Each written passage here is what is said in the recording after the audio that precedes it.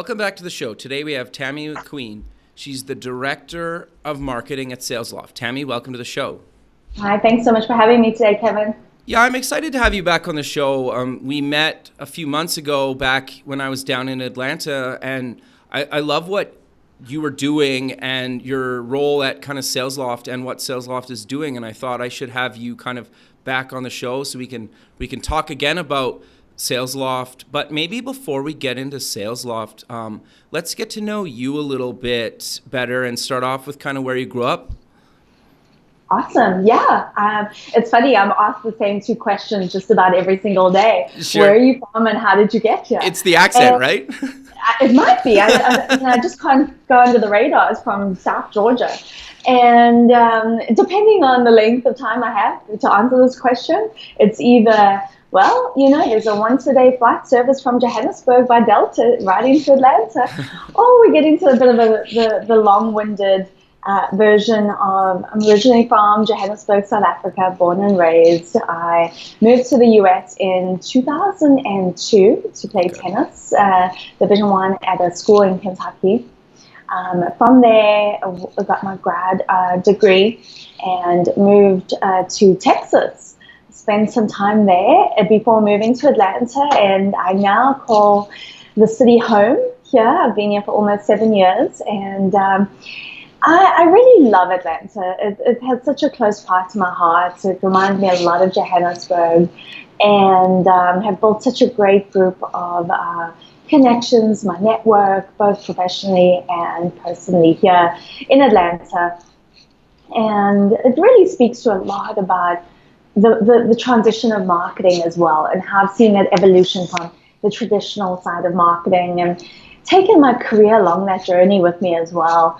And starting in the direct mail sort of ancient marketing teams viewed in the corner of, oh, they make things look pretty, or they create, holiday parties, and that's what they do. And they relegate it to the team that make things look good. And to the digital transformation nowadays, where marketing is viewed as an absolute contributor to the funnel, and the revenue attribution that marketing contributes is huge. And I've seen that shift and taken a lot of companies along that journey of that shift from the traditional form of marketing into the digital era, which has been very exciting. And that's been my journey really in marketing in a nutshell, from Joburg to Kentucky to Texas to Atlanta. Sure, that's great. So you're the Director of Marketing at SalesLoft. So for people that don't know what SalesLoft is, what is SalesLoft and how do you guys help your clients? Yeah, SalesLoft is a sales enablement and sales engagement platform that helps teams set and execute on a cadence of phone, email, social communications so that they can convert more targeted accounts into customer accounts. And the platform really equips sales leaders with new capabilities to test, to learn, and to adapt to the different environments, to the people that they're speaking to ensure that they execute on the most effective selling process for their account-based approach. Okay, so kind of what industries are your typical clients in? We service B2B, okay, very B2B, high-tech industries. And the companies are ranging everywhere from your SMB, small accounts, to mid-market and enterprise as well. Okay, so walk me through kind of the process. Like, I sign up for the tool. How do I kind of start? Maybe give me kind of a quick walkthrough of how I use the tool. Yeah, I'll talk to you from a marketing perspective. Sure, that'd be great. How I'm using it. And I think this is very helpful because people look at it as a strictly sales engagement platform. And I'm leveraging it right now for our conference coming up in March called SalesLoft Rainmaker.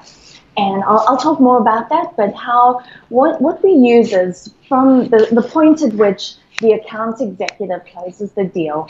They are then inside an implementation team that works the whole entire team through the process of onboarding.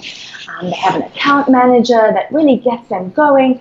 It's full service. I remember the first days when I started with SalesLoft, it was a very, very small team. We had one person leading customer success to where we are today. And what you ideally do is you build your cadence of you log into the platform and you upload all your contact that you want to connect with through the series of email, phone, and social touches over a period of 7 days, 7 weeks, or whether it is a 6-month process. It's really tailored to what your objectives are. For Rainmaker, what I'm doing is I'm engaging with partners to join us, to whether they to sponsor, work on speaking engagements, or to invite key influencers to the event in March. And what I'll do is I'll upload these different lists of folks that I want to connect with.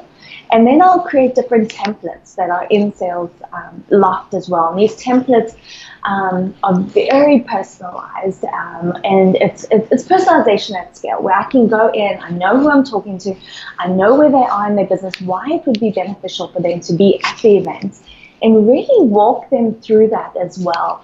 And take that personalized approach and send it out on a large scale. So I'm really increasing my velocity and output, and while seeing how they open it, I can track who opens it, when they open it, how much they engage with it, what they're clicking on, and what's really grabbing their attention. And then I can, in the different cadence, I can have a phone call, and day 3 after that email that I send, another follow-up email. I can have attachments, videos, and really engage them and take them through that entire process. Okay, no, that makes a lot of sense. That's really cool, actually. So you mentioned Rainmaker, and I was at it this year. Yeah. But you're planning 2017. Yeah. It was a great event, especially if you're on the sales side. And so maybe for people that don't know about Rainmaker, what is Rainmaker, and what are you guys doing with that conference? Really excited about Rainmaker this year. It is our 3rd year that we will be hosting it. We started off in 2015 with about 200 odd people joining us, and really sought to double that this year. Okay. And we ended up with about over 650 people. Wow. Which was huge. Sure, that's a huge conference. Huge jump. For 2017, looking for anywhere between 750 and 1,000. Okay. Really excited about this. It is a modern sales conference for sales development, sales operation, and sales leadership professionals. And really is looking at it as that, it's no longer enough just to merely have a sales team. Companies need to become sales organizations and modern sales organizations. And that's really the approach that we're taking for this year, is giving them the right knowledge that they need, the right connections, and the drive in their hands to succeed and walk away from this event with content that they can put into play immediately. It's tangible. They're not sitting in rows listening to a keynote that really blows smoke, and it sounds great and it gets you fired up, but really you walk away from that and you've got nothing to put into action. So this is really key that we focus on that content, that folks, whether they're in leadership, building out go-to-market strategies for sales and marketing, whether they're in the trenches day in, day out, sending and building cadences, and they're an outbound or an inbound sales development rep, or they a marketing professional in demand gen or leveraging the tool like I am, they can walk away with something tangible and put it into action as they get back into the office. So really excited about that. It is March 1st through 3rd. We'll be hosting it again in Atlanta at the Lowe's in Midtown. Great location for proximity to the airport, to public transportation as well. And we've learned a lot over the past few years on what works, what people want to learn, what they want to take home with them as well. And I think we are working on our partnership at the moment and really looking forward to building an incredible conference tailored with the modern sales professional in mind. Sure. No, that's great. And you guys had some really good speakers and some big name speakers last year. And I'm assuming you're going to do the same this coming year. Yes, that is key for us. But we want it to be valuable. We want it to make sense to the organization, to our core values, our mission, as well as the people we're partnering with. It doesn't make sense to bring in a big name that's going to sell tickets, but it's invaluable, the rest of the content. So that is one of the challenges, is finding who is that person that is ideal to be there, that to fire you up, get you supercharged, and really make an impact. So that's where we are right now. Sure. No, that's great. So I'm curious, maybe let's kind of give the listener a little bit of tips and advice on kind of sales and marketing. Maybe if they're just kind of looking to get started in the space, what can they do online and maybe offline? Yeah, it's a great question. It's something I hear quite frequently, a question I'm asked almost weekly from early stage companies, whether they're building out their marketing team or whether they're just getting started and focusing on marketing. And it's really important that we understand how what you can do and what's available out there and what your resources are. So when I started with SalesLoft, one-man marketing show, building out the team, and it's really important to have a look at it. And the first thing we started doing was agile methodology. So implemented agile for a marketing team, which is pretty unique in the industry. That is very much so. Running it very much like an engineering team does with bi-weekly sprints. And what this really allowed us to do, and I would encourage a lot of early stage marketers, or if you're a one-woman, one-man show, to take this into consideration, because it's really going to allow you to increase the velocity on a very lean budget and very limited resource pool as well. And what you do is you create a one-page strategic plan at the onset of your quarter. And this tracks the metrics, no more than 4 to 5 metrics that you want to accomplish by the end of the quarter. So the end of Q4, you'll be able to reflect on this piece of paper and say, okay, great. I am successful because I had X, Y, and Z. And I know I've done these.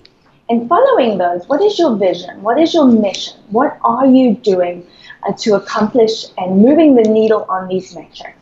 Below that, you're going to have a set of quarterly priority projects that are going to influence moving the needle on those metrics. And you're able to say, okay, going into sprint planning, is this a quarterly priority project that's going to deem my effort successful, or is it going to move the needle on those metrics? If it is, great, let's put this and prioritize it in our sprint planning. If it's not, why are we doing it?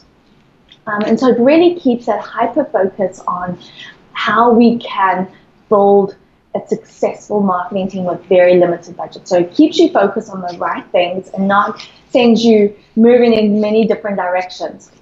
From then, it also keeps your content production. This is something I did in the early days, is build content to establish ourselves as the authority in sales development. And it's really creating ourselves in a space of thought leadership and being valuable to the people who are consuming our content rather than being very salesy. And this is huge. No one wants to be sold to, let alone from a marketer. And so when you're creating content, view it in the eyes of how is this helping them? How is this changing their life? How can you make an impact on their day-to-day, that they keep coming back to your blog, to download your ebooks, to sign into a webinar? You've got to create that content that's sticky, that's invaluable to their day. And that's what we did, is create a content that was valuable to our audience, understanding who our target audience was, and then creating it for them. Then leverage the influencers in the industry who we had connected with. These folks would share our content on their social networks. They would speak about us at conferences as well. And this is really what got that snowball effect, as you would say, to get the content out there, establish our brand as well, and become that thought leader. Sure. No, I think that's great. And that's really good advice for people. I think it's tricky when you're kind of getting into the industry, and especially, like, you're right, when you're kind of maybe small or you're just launching. But we're kind of coming to the end of the show, so maybe let's close the show with mentioning where people can get more information about SalesLoft, the conference, and yourself. Yeah, absolutely. We are online, salesloft.com. Want to drop down and go to the events. It's called Rainmaker. We hosted in Atlanta, March 1st through the 3rd.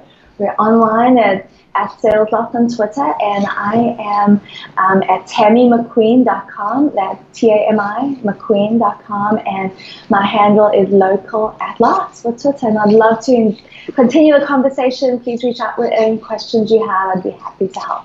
Sure. Well, Tami, I really appreciate you taking the time out of your day to be on the show, and I look forward to keeping in touch with you. And good luck for the rest of 2016 and beyond. Thank you so much, Kevin. All right. Thanks. We'll talk soon. All right. Bye.